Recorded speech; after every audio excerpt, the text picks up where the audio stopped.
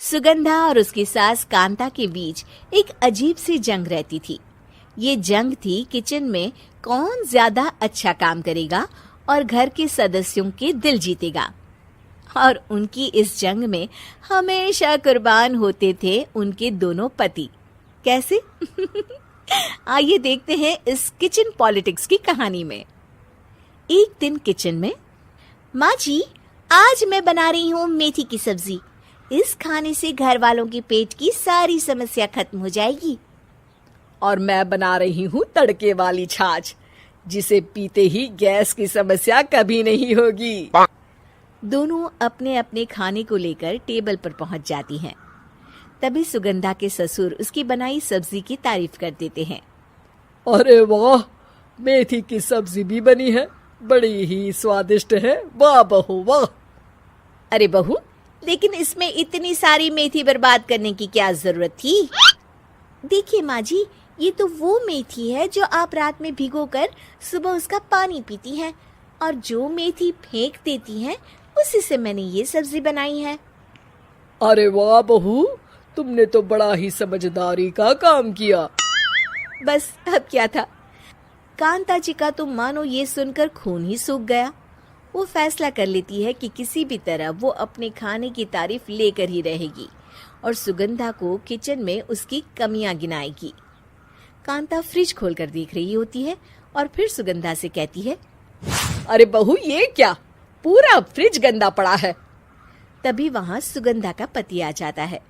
वो सुगंधा को डांट कर कहता है, सुगंधा, तुम्हें कितनी बार कह रखा है कि वायरस फैल रहा है, साफ सफाई का पूरा ख्याल रखना है, लेकिन तुम किचन में इतनी गंदगी रखोगी तो कैसे चलेगा।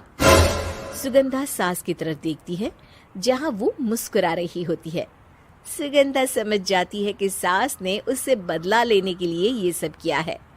दोनों रात के खाने की तैयारी में लग जाती हैं। दोनों ना एक दूसरे की तरफ देखती हैं और ना ही एक दूसरे से बातें करती हैं।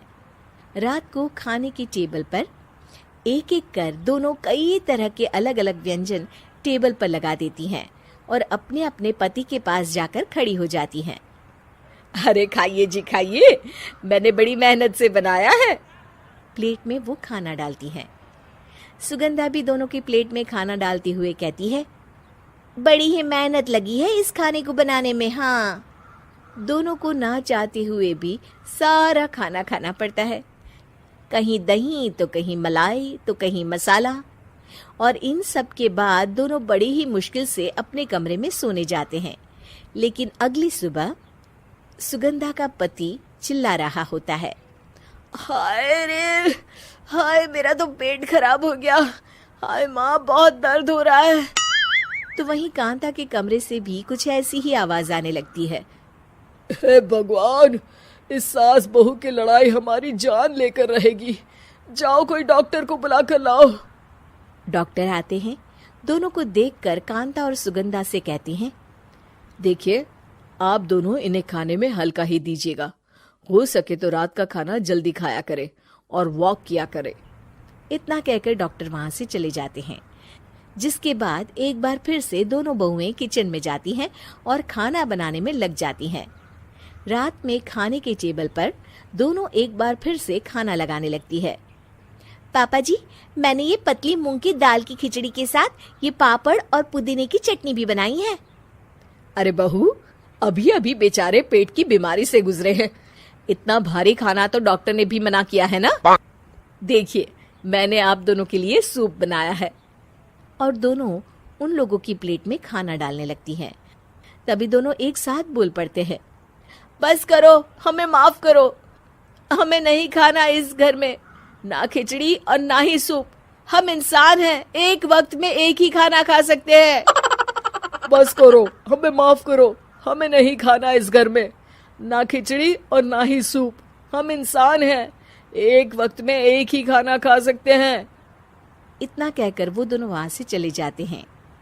कहानी का अंत। आप लोग उम्मीद कर रहे होंगे कि अंत में सब ठीक हो जाएगा। नहीं जनाब, अगर सास बहू के बीच सब ठीक हो जाए तो आप ये सीरीज देखे ही क्यों? तो मजा लीजिए इस चैनल में सास बहू से जुड़ी कहानियों का, क्योंकि ये ऐसा रिश्ता है जिसकी मिठास उसकी खटास में हमेशा ज्यादा ही रहती है।